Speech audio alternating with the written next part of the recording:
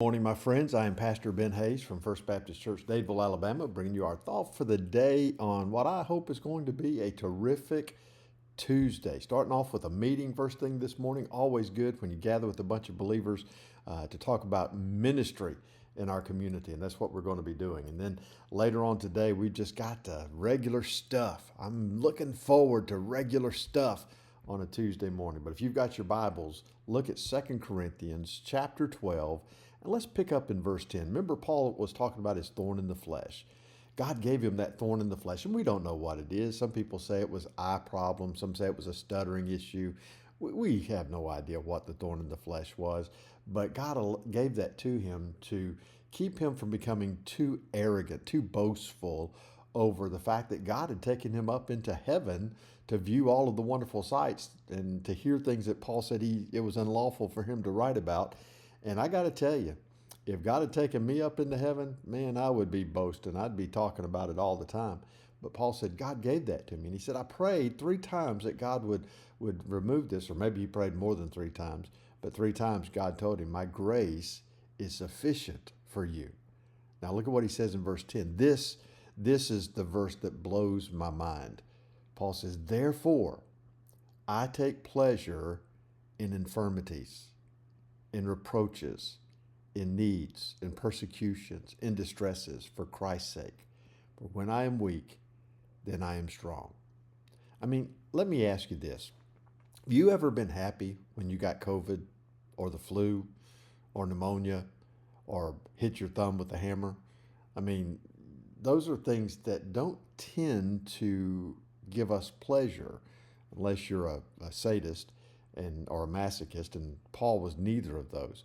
But he says, I take pleasure in infirmities, health problems, when I find myself being reproached by the people around me, when I find myself in great need of something, whether it's physical or mental or spiritual, when I'm facing persecution, when I'm in the middle of some sort of stressful situation that leaves me distressed, but only when I'm going through that for Christ's sake. Paul says, when I'm suffering for Jesus, I take pleasure in that. You know why? Because one, God counted us worthy to go through that for the sake of Christ, to show the world what a believer can do when the pressure is on. That's what Paul is talking about here. Look, you've been there. When the pressure has mounted, it's become almost incredible. You can't think straight. You can't see straight. How do you act in those moments? Is it poor, pitiful me? Do you withdraw from the world? Do you become angry about it? Do you get mad at God? Or do you say, God, help me to live as a light in the midst of this darkness, in spite of what's going on in my life? Help me to be joyful in you, because it's in Him that we find our joy. That's what Paul is talking about here, knowing that when the world sees us responding in a Christ-like way in the midst of our tragedies, in the midst of our difficulties, in the midst of our pain, that's when God receives the glory. And here's the thing, Paul says, for when I'm weak, then I am strong.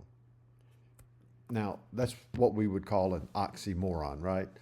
When I'm weak, then I'm strong. Or maybe an ironic statement. It doesn't matter what you call it. But here's what Paul's talking about. When we come to the point of our absolute weakness and we recognize that, that's when God begins to strengthen us. And when God begins to strengthen us, we become stronger than anything in this world. We become stronger than any temptation. We become stronger than any power. We become stronger than any problem. We become stronger than any enemy. When God begins to make us strong, that's when we find that we are living in Him, He in us.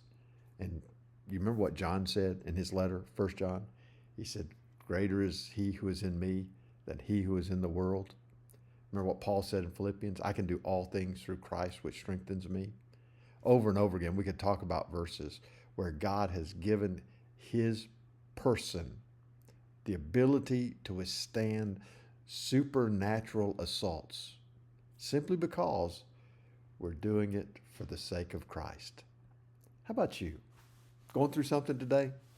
Ask God to give you the strength to walk in His joy and to show His joy. no matter what happens.